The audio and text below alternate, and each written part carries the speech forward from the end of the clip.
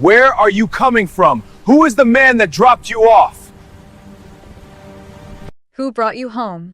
The Korean mafia boss exploded in rage seeing his black secretary with another man. The rain tasted like freedom until Nia Brooks saw him standing at her gate, a 6'2" monument to controlled fury in a $3,000 suit, watching her step out of another man's car with the kind of stillness that precedes earthquakes. For 2 years, she'd been invisible in Kang Taeho's world of blood money and silent disappearances. Tonight, she'd made herself visible. And in his empire, visibility was the most dangerous currency of all. Welcome back, beautiful people. If you love intense stories, powerful drama, and unforgettable twists, you're in the right place. Please like this video, share it with someone who loves gripping stories, and subscribe to the channel so you never miss a new episode. Your support means everything. You made me feel really hurt when I saw you with someone else. The woman who disappeared in plain sight. Nia Brooks had perfected the art of existing without taking up space, a skill she'd learned long before she started working for a man whose business card should have read Kang Taeho, professional consequence administrator. At 28, she'd mastered the specific type of invisibility required to survive in a world where asking the wrong question could result in becoming a cautionary tale whispered in basement meetings. The Meridian Tower stood like a glass finger pointing accusingly at God, 53 floors of legitimate business wrapped around a core of activities that would give federal prosecutors stress streams for years. Nia's desk sat outside Taeho's office on the 48th floor, positioned with the strategic importance of a castle's first line of defense. She was the gatekeeper, the translator, the human buffer between a man who communicated primarily through meaningful silences and a world that required actual words. Ms. Brooks. Taeho's voice cut through her morning coffee ritual, that precious 15-minute window before the chaos began where she pretended she worked at a normal company doing normal things, like selling insurance or ruining people's lives through standardized testing instead of the more artisanal, personalized ruin her boss preferred. She grabbed her tablet and entered his office, a space decorated in what she privately called minimalist menace, all clean lines, dark wood, and the kind of furniture that cost more than her annual salary. The view behind his desk overlooked Seattle's skyline, a kingdom he ruled from the shadows while the legitimate world bustled below, blissfully unaware that their city had an entirely separate operating system running beneath the surface. The Patterson contract, he said, not looking up from his computer. Taeho had the unsettling ability to make even basic office requests sound like potential death sentences. It needs adjusting. Adjusting, in Taeho's vocabulary, covered a spectrum from minor number changes to this person needs to understand the consequences of their choices at a cellular level. Nia had learned to navigate these linguistic minefields with the precision of a translator working in a war zone. The insurance clause or the liability section? She asked, keeping her voice professionally neutral, the vocal equivalent of Switzerland declaring permanent neutrality in all conflicts forever. Both. And Ms. Brooks. He finally looked up, those dark eyes containing all the warmth of a tax audit. Schedule a meeting with our friends in Vancouver. The ones who appreciate discretion. Translation: someone had displeased him, and that someone was about to discover that geography was no protection against Taeho's particular brand of problem-solving. Of course. The usual venue. The usual consequences. Nia nodded and retreated to her desk, already composing the carefully worded email that would set events in motion she'd learned not to think about too deeply. Survival in this job required a selective attention span. Observe everything, remember what's necessary, forget what's dangerous. Her phone buzzed. A text from her younger brother. Rent's due. Mom's meds got expensive again. You good? She was always good. Had to be. Being good was the price of admission to a life where her family didn't have to choose between electricity and groceries. The moral mathematics were simple. Taeho paid her 3 times what she'd make anywhere else, and all it cost was her ability to sleep without wondering if she was an accessory to crimes that would require a lawyer to pronounce. Ms. Brooks. His voice again, that particular tone that meant he was about to ask for something that would test her job description's elastic boundaries. I need you to attend tonight's meeting. The Russians are bringing a translator, but I want our own. Nia's Russian was passable, a remnant from a college boyfriend and too many late nights with language apps, trying to make herself more valuable in a job market that chewed up black women with liberal arts degrees and spit out student debt. She'd never expected it to become useful for translating threats between international criminals, but life had a sense of humor darker than Taeho's coffee preferences. Of course. What time? 8. The warehouse on Pier 19. He paused, and something flickered across his face, an expression she'd learned to recognize as his version of concern, which looked suspiciously like focused irritation. Bring the panic button I gave you. These are not friendly negotiations. The panic button was a sleek device disguised as a lipstick case, capable of summoning Taeho's security faster than she could summon an Uber. She'd never used it, but its weight in her purse was a constant reminder that her job came with hazards not typically covered in standard employee handbooks. The day proceeded with its usual rhythm of controlled chaos: contracts that weren't really contracts, phone calls that were really threats wrapped in corporate courtesy, and lunch at her desk because leaving meant missing something that might be important, and missing something important in Taeho's world could have consequences that ranged from professional disappointment to actual disappearance. At 6:30, Nia looked up from her computer to find Taeho standing in his office doorway, jacket on, looking like he was about to either attend a board meeting or personally end someone's entire existence. With him, the distinction was often academic. The car leaves in 30 minutes, he said. Don't be late. I'm never late, Mr. Kong. No, he agreed, and something that might have been respect flickered in his expression. You're not. She watched him walk to the private elevator, his movements carrying the fluid precision of someone who'd spent a lifetime expecting threats from every direction. Taeho moved through the world like a knife through water, beautiful, dangerous, and leaving barely a ripple to mark his passage. Nia had 30 minutes to transform from exhausted secretary to professional witness of crimes she'd never officially acknowledge. She touched up her makeup, armor for a different kind of battle, and changed from sensible flats to the heels that made her tall enough to look dangerous men in the eye when she translated their threats into polite corporate language. Her reflection stared back from the bathroom mirror, dark skin that refused to show exhaustion no matter how tired she felt, braids pulled into a professional bun that had taken an hour to perfect that morning, and eyes that had learned to see everything while revealing nothing. She looked like success. She felt like a question she was afraid to answer. The warehouse at Pier 19 smelled like salt water, old wood, and the particular variety of danger that came with men who'd stopped pretending they weren't dangerous. Taeho's security had already swept the space, positioning themselves with the strategic precision of chess pieces, anticipating every possible move.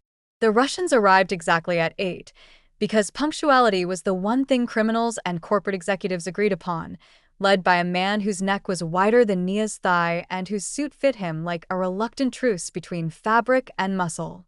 For 2 hours, Nia translated threats, counter-threats, and the occasional almost compliment that served as negotiation in a world where actual kindness was viewed as strategic weakness. Her voice remained steady, professional, completely divorced from the content she was conveying, a human translation device with no opinions about whether territorial disputes should be resolved through revenue sharing or creative violence. When it ended, with handshakes that looked like they hurt and smiles that promised future betrayals, Taeho nodded once. His version of "good job" looked identical to his version of "you've disappointed me," which kept things interesting in a workplace that had too many other ways of being interesting already. Home, he told his driver, and Nia felt the exhaustion hit like a wave, the adrenaline finally releasing its grip on her spine. Except home was 45 minutes away, and her car, her beautiful, reliable 12-year-old Honda that had survived 3 moves and too many close calls, had died that morning in the employee parking garage with the mechanical equivalent of a death rattle. She'd planned to take the bus, had already mapped the route involving 3 transfers and a 15-minute walk through a neighborhood that became significantly less friendly after dark. Just another Tuesday in the life of someone who worked for a multi-millionaire criminal but still couldn't afford car repairs without maxing out a credit card. Problem, Miss Brooks? Taeho's ability to sense distress was legendary and deeply unsettling. My car died. I'll take the bus. His expression shifted, a microscopic tightening around his eyes that she'd learned to recognize as disapproval. At this hour? No. We'll drop you. It wasn't a question. With Taeho, nothing was ever really a question. But Nia had spent 2 years maintaining boundaries in a job that actively tried to dissolve them. Being driven home by her boss felt like crossing a line drawn in sand that was already washing away. That's not necessary. It wasn't a request. And that's when Jiwoo appeared, systems analyst from the 3rd floor, harmless as vanilla yogurt, with a smile that suggested he still believed in basic human kindness and hadn't yet learned that kindness in this building was viewed as a character flaw. Nia. Your car's still dead.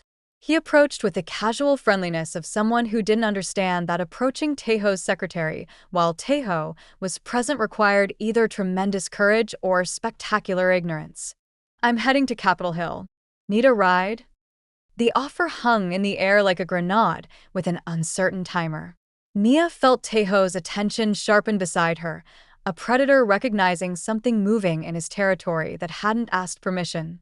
I've got it covered, Taeho said, his voice carrying enough ice to freeze the Puget Sound. But Nia looked at Jiwoo's kind face, his normal person car with its normal person interior probably smelling like normal person things like air freshener and maybe old French fries, and something inside her cracked. Just a little. Just enough to let desperation leak through. Actually, she heard herself say, that would be great. Thanks, Jiwoo. She didn't look at Taeho as she left. Looking would have required courage she didn't have. But she felt his stare on her back like a physical weight, a promise of future consequences delivered in perfect, terrible silence. In Jiwoo's car, which did, indeed, smell like pine air freshener and optimism, Nia felt something she hadn't felt in 2 years. She felt human. It would turn out to be the most expensive feeling of her life. The ride that changed everything. Jiwoo's car was a Toyota Camry that had seen better decades, with seats that sagged like tired sighs and a dashboard decorated with a hula dancer whose enthusiasm far exceeded the vehicle's horsepower. It was the most beautifully normal thing Nia had experienced in months. So, Jiwoo said, merging into traffic with the careful deliberation of someone who'd actually read the driver's manual, working late again? Is there any other kind of working in that building? Nia heard the exhaustion in her own voice, raw and unfiltered in a way she never allowed at the office. He laughed, an actual, genuine laugh that wasn't calculating its next move or measuring its strategic value. Fair point. I swear the 3rd floor runs on coffee and existential dread. Can't imagine what 48 is like. 48 runs on threats and complicated spreadsheets, sometimes simultaneously. The rain started then, Seattle's signature greeting, turning the windshield into an impressionist painting of lights and movement. Jiwoo's wipers squeaked with each pass, a rhythmic reminder that some things were allowed to be imperfect, allowed to show their wear without being replaced or eliminated. Your boss seems... Jiwoo searched for a diplomatic word, which was adorable considering Taeho's reputation in the building ranged from terrifying to please don't make eye contact. Intense. Nia offered. I was going to say, like, he might actually be a vampire, but intense works too. Nia laughed, actually laughed, and the sound felt foreign in her own throat, like a language she'd forgotten she could speak. The vampire thing would explain so much. The all-black wardrobe, the aversion to anything resembling human emotion, the way people leave his office looking drained. Does he sparkle in sunlight? No, but people around him tend to spontaneously develop life-threatening career problems, which is arguably worse. They spend the next 15 minutes trading increasingly ridiculous theories about their employer's potential supernatural status, and Nia felt something loosening in her chest. Some knot she'd been tying tighter and tighter for 2 years, trying to keep everything contained, controlled, professional. Jiwoo told a story about accidentally sending a company-wide email with a cat meme attached, not realizing it until the CEO himself responded with a reply all, "This is the most personality this building has shown in years. Carry on." Nia countered with the time, She'd watched Taeho conduct an entire 30-minute meeting without speaking, communicating exclusively through facial expressions that ranged from disappointed to creatively disappointed, leaving three grown men sweating through their suits while discussing quarterly projections. "How do you do it?" Jiwoo asked as they approached Capitol Hill, genuine curiosity in his voice. "Work that close to someone so intense without losing your mind?" Nia considered the question, really considered it for the first time in months. "You learn to become a mirror," she said finally. "Reflect what's needed, absorb nothing, show nothing. Exist without existing." That sounds exhausting. It is. Also kinda sad. The observation landed with unexpected weight. Sad. Yes. When had her survival strategy become something worth mourning? They pulled up to her building, a modest complex in a neighborhood that was gentrifying with a slow inevitability of rising bread dough, pushing out the people who'd made it interesting in the first place. Her apartment was small, affordable by Seattle standards, which meant it cost approximately 1 kidney per month in rent. "Thanks for the ride," Nia said, meaning it more than she'd meant anything in a long time. "And for the laugh. I forgot what those sounded like." "Anytime." Jiwoo smiled, and Nia registered for the first time that he was actually kind of attractive in that gentle, non-threatening way that probably meant he'd never survived anything harder than a parking ticket. "Maybe next time we could grab coffee?" As colleagues who occasionally need reminding that we're actual humans. Nia was about to answer, maybe even about to say yes, which would have been the second most dangerous decision of her evening, when she saw him.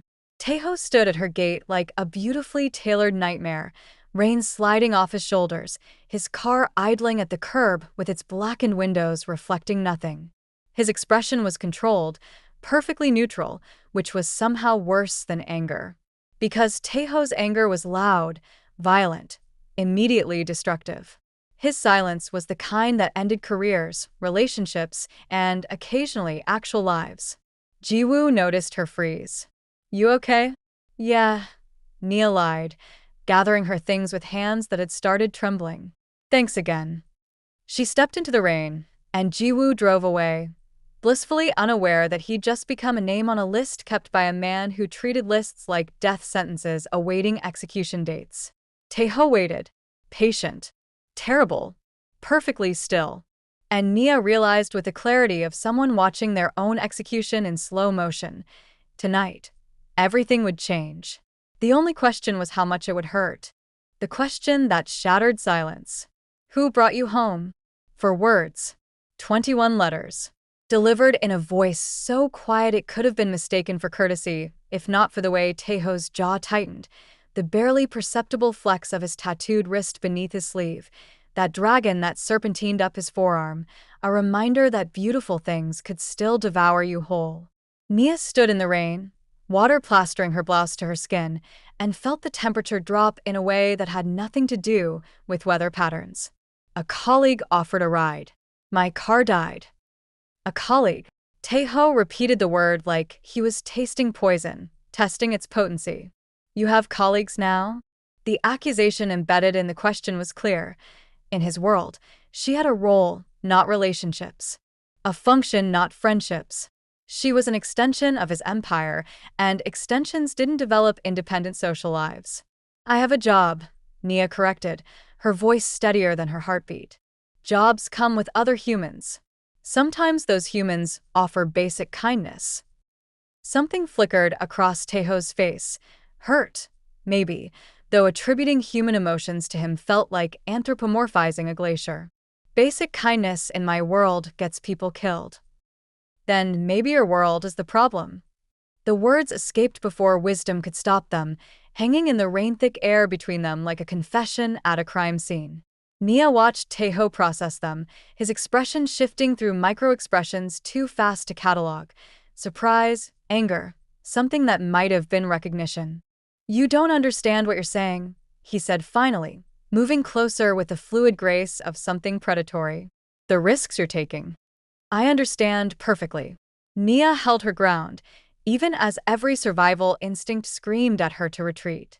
"I understand that I've spent 2 years being invisible. I've watched you break men with a phone call. I've translated threats in 3 languages. I've cleaned up messes that would make forensic investigators resign.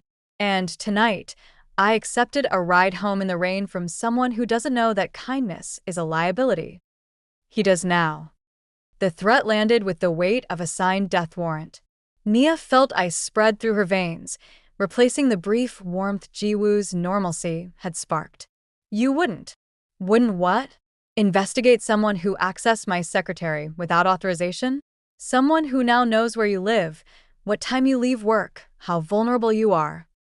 Taeho stepped closer, and Nia could smell his cologne, something expensive that probably cost more than her monthly salary, mixed with rain and rage. I protect what's mine, Ms. Brooks. I'm not yours. But even as she said it, Nia knew it was a lie. Had been a lie for 2 years.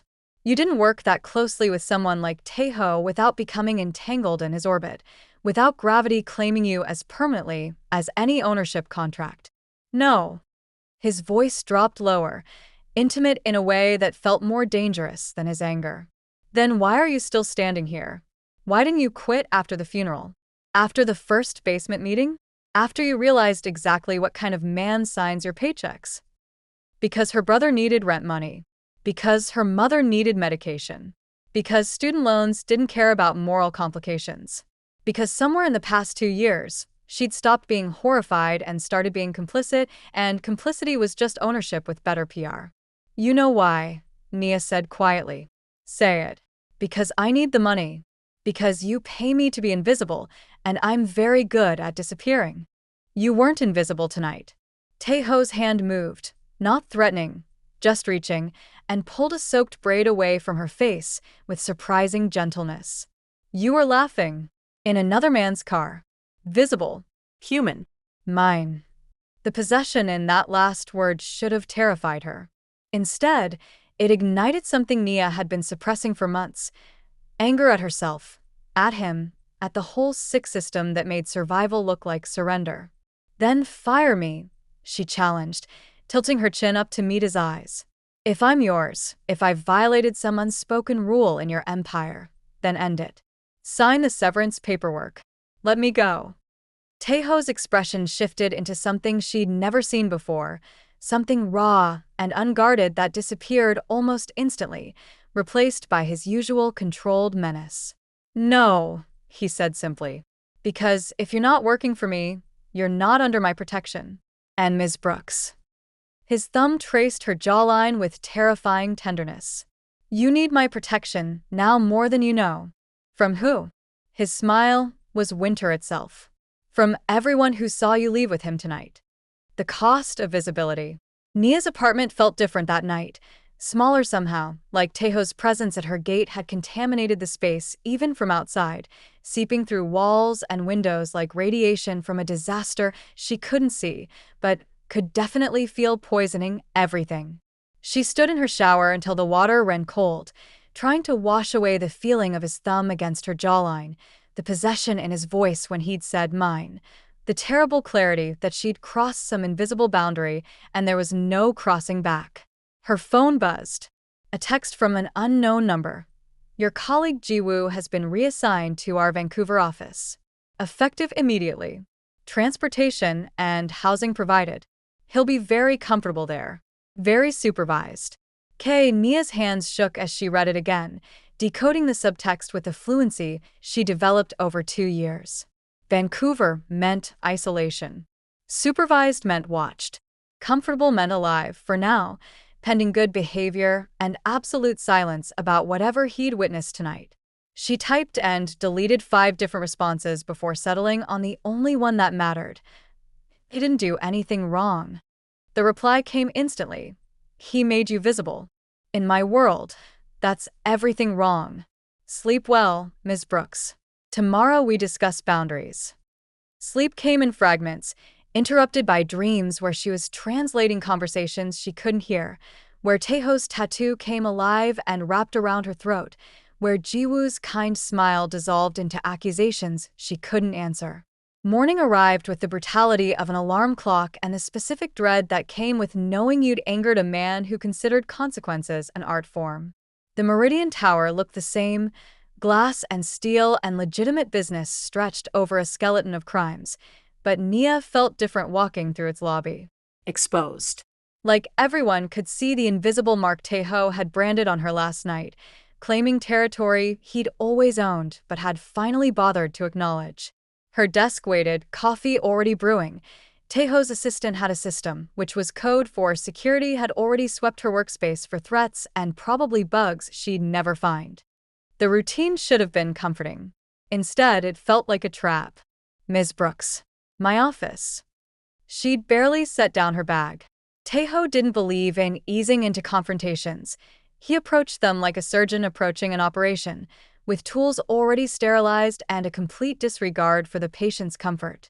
His office held 2 additions from yesterday: a new security guard stationed outside, massive, silent, definitely armed, and a manila folder on Taeho's desk that had the weight of documentation that would ruin someone's life. Sit, Taeho said, not looking up from his computer. Nia sat, spine straight, hands folded, wearing her professional armor like it could protect her from whatever was coming. Jiwoo Park, Taeho began, still typing, multitasking his menace with impressive efficiency. Systems analyst. 3 years with the company. Exemplary record. Single. No dependents. Korean American. 2nd generation. Grew up in Portland. Likes hiking, Korean dramas, and apparently offering rides to employees who aren't his concern. Each fact landed like a threat. Taeho had spent the night compiling a dossier on a man whose only crime was basic human decency. He's in Vancouver, Nia said quietly. He's alive, Taeho corrected, finally looking at her. Let's keep him that way. Tell me, Ms. Brooks, what did you discuss during your 20-minute ride home? What did you reveal about me, about this company, about our operations? Cat memes and whether you might be a vampire. The silence that followed could have been weaponized. Taeho's expression flickered between disbelief and something that might have been reluctant amusement fighting for survival in a hostile environment. Cat memes, he repeated flatly. And your complete lack of human warmth. We decided it was either vampirism or you were actually 3 corporations in a trench coat, cosplaying as a person. Ms. Brooks, you want to know what I told him? Nia leaned forward, anger finally overriding self-preservation. Nothing. Because there's nothing to tell. I'm very good at my job, which includes keeping your secrets so deeply buried they'd need archaeological excavation. Jiwoo knows I work for an intense boss who pays well. That's it. That's the entire conversation that got him exiled to Canada. Taeho studied her with the intensity of someone reading a contract for loopholes. You're angry. I'm exhausted. There's a difference. No, he said, standing and moving around his desk with that predatory grace. You're angry because I touched something you didn't know you wanted protected. Your normalcy. Your brief escape into a world where rides home don't require security clearance. He was right, which made it worse. Nia had spent 2 years building walls between her real life and her work life, pretending they were separate kingdoms with well-defended borders. Last night, Taeho had revealed the truth. There was only one kingdom, and he owned all of it. What do you want from me? Nia asked, too tired to maintain her professional distance. Taeho's hand found her chin, tilting her face up with a gentleness that contradicted everything she knew about him. I want you to understand that visibility in my world is dangerous. That man last night, he saw you smile. He made you laugh. He reminded you that you're human. His thumb traced her lower lip, and Nia's breath caught despite herself. That makes you vulnerable. And I don't allow vulnerabilities in my empire. So, what? I'm supposed to be your robot? Your professionally isolated assistant who never talks to anyone, never smiles, never exists outside these walls. You're supposed to be safe. The intensity in his voice was new, raw, almost desperate. Do you know what happens to people who matter in my world? They become leverage, weakness, targets. And there it was, the confession hidden in a threat. She mattered. To him. In whatever twisted way a man like Taeho could care about anything beyond power and control. Now let me ask you something, reader. Do you think Taeho is protecting Nia or imprisoning her? Drop a comment below. Only manipulators and control freaks would say he's right. Hit that subscribe button if you believe caring about someone doesn't mean owning them. Asterisk, asterisk. I didn't ask to matter, Nia whispered. No. Taeho agreed, releasing her and stepping back, rebuilding his walls with visible effort.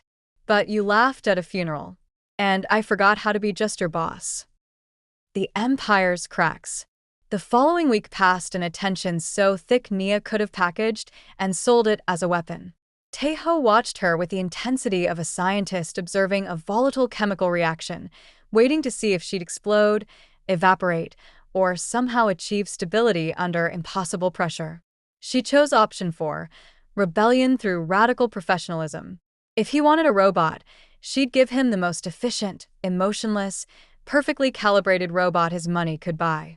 She arrived 15 minutes early, left 15 minutes late, and spent the hours between executing her duties with the warm personality of a particularly well-programmed spreadsheet. Ms. Brooks' coffee, Taeho would say. She'd deliver it. Black. Scalding. Silent. Ms. Brooks, the Henderson contract needs revision. Revised, printed, presented without a single word beyond what was absolutely necessary.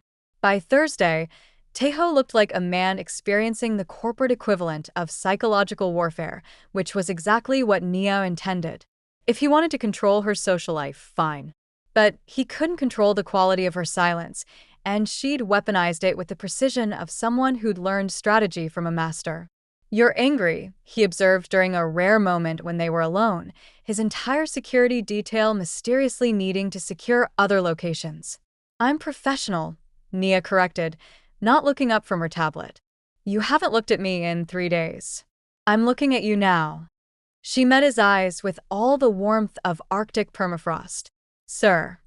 That last word, so carefully professional, so perfectly respectful, landed like a slap. Taeho's jaw tightened, and Nia felt a vicious satisfaction watching him realize that control was a two-way street, and she'd just installed speed bumps. My office. Now. She followed, heels clicking against marble with the rhythm of a countdown timer. Taeho's office door closed with a kind of finality that usually preceded either termination or actual termination, the permanent kind that required cleanup crews. Sit. I prefer to stand, sir. Nia, Ms. Brooks, she corrected coldly. We're being professional, remember? Maintaining appropriate boundaries. Ensuring I remain properly invisible and completely under your protection, which apparently looks identical to house arrest with a salary. Taeho moved faster than she'd anticipated, closing the distance between them with 2 strides. He didn't touch her. That would have been easier somehow. Just stood close enough that she could feel the heat radiating from him, smell that expensive cologne mixed with frustration. You want to be angry? Fine. Be angry. But don't pretend the silence is professionalism. It's punishment. It's survival. Nia shot back, finally letting her mask crack. You exiled a man for giving me a ride home. You track my movements, monitor my conversations, and somehow convinced yourself it's protection instead of possession. So, yes, Mr. Kong, I'm being professional. Because the alternative is admitting that I've spent 2 years working for someone who thinks caring about a person means suffocating them. I'm keeping you alive. No, you're keeping me contained. There's a difference. The words hung between them, sharp and honest, cutting through all the corporate courtesy and carefully maintained distance. For a moment, Taeho looked almost human, vulnerable in a way she'd never seen, like she'd exposed something he'd been hiding even from himself. You don't understand my world. I understand perfectly, Nia interrupted. I understand that you've built an empire where trust is weakness and caring is liability, where every relationship is transactional and every emotion is a strategic flaw. I understand that somewhere along the way, you forgot that protection without freedom is just a prettier cage. And you want freedom? His voice dropped dangerously low. You want to go back to your broken car and your 3 transfer bus rides? Your paycheck-to-paycheck existence where one emergency bankrupts you? I gave you security. You gave me golden handcuffs, Nia said quietly, and convinced yourself it was generosity. The office phone rang. a sharp intrusion into their standoff. Taeho ignored it. It rang again, insistent, which meant either the building was on fire or something equally catastrophic required his immediate attention. He answered with barely controlled fury. What? Nia watched his expression shift, from irritation to focus to something that looked disturbingly like concern. He spoke rapid Korean, his free hand clenching and unclenching in that till she'd learned meant violence was imminent. When? A pause. How many? Another pause, longer. Lock it down. Nobody moves without my authorization. He hung up and looked at Nia with an intensity that made her previous anger seem quaint. We have a problem. We. Someone leaked information about our Vancouver operations. Details only a few people know. Locations. Personnel. Security protocols. His eyes never left hers. The leak came from inside this building. Nia's stomach dropped. You think it was me? No, the word came without hesitation. I know it wasn't you. Which means someone else saw you leave with Ji-woo. Someone who recognized an opportunity. An opportunity for what? Taeho moved to his window, looking out over the city that thought it knew him, that believed his empire was just another corporate success story. To prove that I have weaknesses. That I care about something beyond power. He turned back to her, and his expression was winter itself. They saw me at your gate, Nia. They know. Know what? That you matter. That you're not just my secretary. He crossed back to her, and this time when his hand found her face, there was no gentleness, just desperate certainty. They know you're the only thing in this entire empire I can't afford to lose. The confession hung between them like a loaded gun. So, what happens now? Nia whispered. Taeho's smile was predatory, protective, and absolutely terrifying. Now? Now I show them exactly what happens when someone threatens what's mine. And Ms. Brooks. His thumb traced her cheekbone with devastating tenderness. You're about to learn that my protection isn't pretty, but it's thorough. Outside, Seattle continued its oblivious existence, unaware that 48 floors above, a war had just been declared with a secretary as its catalyst and an empire as its battlefield. The hunt begins. The Meridian Tower transformed overnight from corporate headquarters into fortress, security tightening like a noose around every floor, every department, every employee who'd had the misfortune of existing in Taeho's orbit during a crisis. Nia watched it happen from her desk, the sudden appearance of additional guards, the lockdown elevators requiring biometric scans, the IT department conducting routine audits that looked suspiciously like criminal investigations. The building hummed with nervous energy, employees whispering theories they'd never dare voice loudly, wondering who'd been stupid enough to betray Kong Taeho and whether they'd live long enough to regret it. Ms. Brooks. Taeho's voice cut through her observations. Conference room. Bring your tablet. The conference room on 48 was where careers went to die, usually slowly and with extensive documentation. Today it held 5 of Taeho's most trusted lieutenants, men whose suits cost more than cars and whose expressions suggested they'd personally buried bodies and felt nothing beyond mild inconvenience about the paperwork. Gentlemen, Taeho began, his voice carrying the particular quality of controlled violence, we have a rat. He pulled up security footage on the massive screen, grainy images of the employee parking garage, time-stamped from last week. Nia's dead Honda. Ji-woo's Camry pulling up. Her getting in. And there, partially obscured by a concrete pillar, another figure, watching, phone raised, capturing everything. Nia's blood went cold. Enhance, Taeho ordered. The IT specialist, a nervous man whose fingers flew across his keyboard with the desperation of someone who knew failure had consequences beyond unemployment, worked his magic. The image sharpened, pixelated features resolving into a face Nia recognized. Park Min-jun, senior analyst. 42nd floor. Korean national who'd transferred from their Seoul office 6 months ago. Quiet, efficient, completely unremarkable except for the way he'd apparently decided documenting her personal life was a career move. He sent these to our competitors. Taeho continued, swiping through a series of images. Nia leaving work, Nia at lunch, Nia existing in ways she thought were private. Along with detailed notes about my schedule, security rotations, and personal interests. The last word carried enough weight to sink ships. Everyone in the room understood the implication. They knew Taeho cared about his secretary in ways that transcended professional boundaries, and that knowledge was now a commodity being traded in markets where information cost blood. Where is he? One of the lieutenants, a man called Song whose specialty was making problems disappear with the efficiency of a particularly thorough eraser, leaned forward with predatory interest. That's the interesting part, Taeho said, his smile promising violence. He's still here. Still coming to work. Still pretending everything is normal. He doesn't know we know, Nia said quietly, understanding dawning with sickening clarity. Exactly. Taeho's eyes met hers across the table. Which means we control the narrative. We feed him information. We watch who he contacts. And we trace this back to whoever thought they could threaten my empire. When do we move? Song asked, already mentally preparing whatever instruments he kept for special occasions. Tonight. But carefully. Taeho's hand tapped against the table, that ring finger tell that meant he was orchestrating something complex. I want to know everyone in this chain. Every person who received information. Every competitor who thought they could use this against me. Minjun is just a symptom. I want the disease. The meeting continued for another hour. Strategy, logistics, the careful choreography of corporate espionage meeting organized crime. Nia took notes with hands that had learned not to shake, documenting plans she'd never officially acknowledge, watching Taeho transform from the man who touched her face with desperate tenderness into something colder, sharper, absolutely lethal.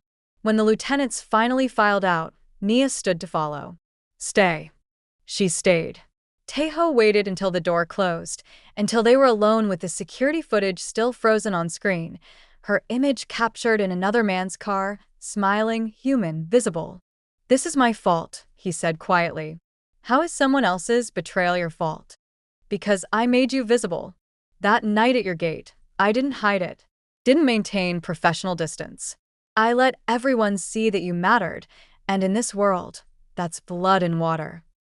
He turned to face her, and for the first time since she'd known him, Taeho looked tired. I've spent 15 years building this empire. 15 years learning to care about nothing except power and control. And then you laughed at a funeral, and everything I'd built started cracking. Nia moved closer, her anger from earlier dissolving into something more complicated. You can't protect me by making me invisible. That's not protection, it's erasure. Then what do you want? Because I'm trying to keep you alive, and you keep acting like survival is negotiable. I want you to understand that I'm not fragile, Nia said, stopping inches from him. I survived Detroit. I survived poverty. I survived 2 years in your world, without breaking. I don't need you to hide me. I need you to trust that I'm strong enough to stand beside you instead of behind you. Taeho stared at her like she'd spoken a language he'd forgotten existed. You want to be visible? In my world, where visibility gets you killed. I want to stop pretending, Nia said simply. Pretending I'm just your secretary. Pretending this is just a job. Pretending that what's between us is professional when we both know it stopped being professional the moment you waited at my gate in the rain like a jealous. He kissed her. Not gently. Not tentatively.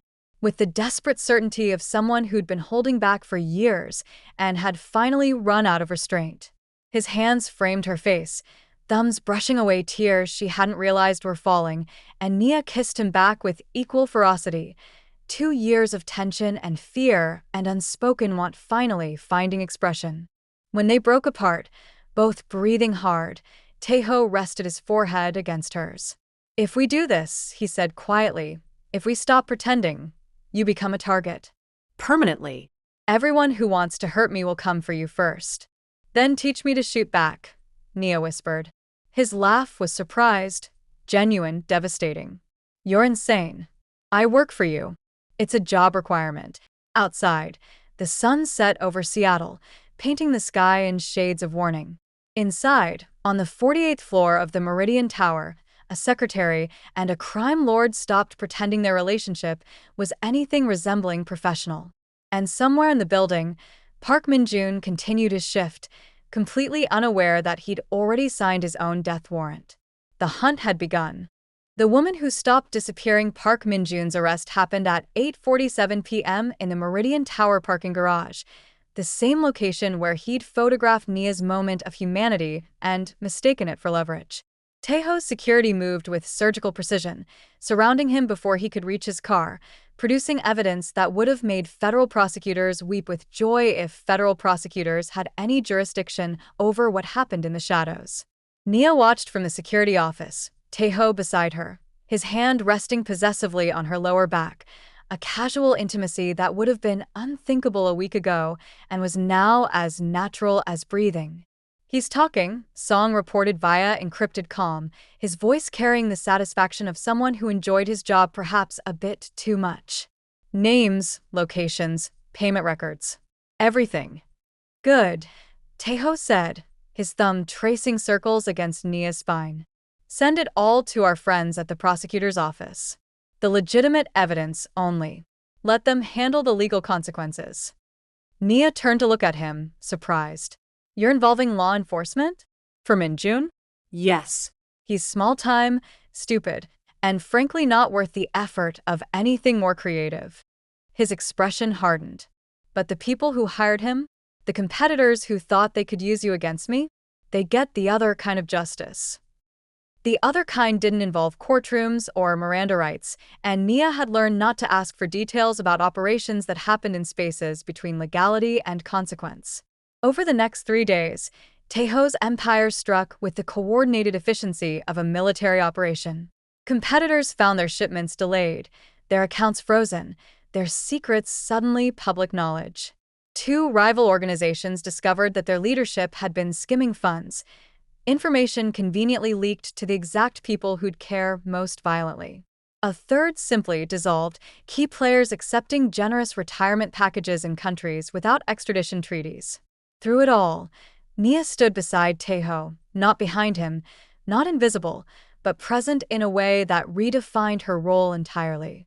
She was still his secretary, still managed his schedule, and translated his silences. But now everyone knew she was also something more, the woman who'd somehow convinced Kang Taeho that caring about someone wasn't weakness. It terrified his enemies more than his violence ever had. "You've changed him," Song observed one afternoon, finding Nia in the break room that employees usually avoided when anyone from 48 was present. "In 15 years, I've never seen him smile. Now, he does it when you bring him coffee." "I didn't change him," Nia corrected, stirring sugar into her own coffee, an afternoon ritual she'd reclaimed along with other small human pleasures like lunch breaks and conversations that weren't exclusively about crime. "I just reminded him he was human. There's a difference." "Is there?" Song studied her with the analytical interest of someone evaluating a weapon's effectiveness. "Because from where I'm standing, you've done what no rival, no threat, no amount of money or power could do. You've given him something to lose. That makes you either the most dangerous person in this building or the most vulnerable." "Maybe both," Nia said, meeting his gaze without flinching. She'd learned that trick from Taeho: never show fear, even when fear was the most rational response. "But I'm tired of being invisible. Tired of pretending. If being visible makes me vulnerable, fine. At least I'll be human while I'm at it." Song's expression shifted into something that might have been respect. "He's lucky to have you. He's lucky I haven't reported him to every alphabet agency in existence," Nia corrected dryly. "But the pay is good, and he kisses like he's trying to prove a point." Song laughed. Actually laughed, and left shaking his head, probably to report to Taeho that his secretary had somehow weaponized sarcasm into a defense mechanism. That evening, as Seattle's skyline transformed into a constellation of electric stars, Taeho found Nia at her desk, finishing the last of her paperwork with the determination of someone who refused to let a personal life interfere with professional obligations. "Come here," he said, not a command but an invitation.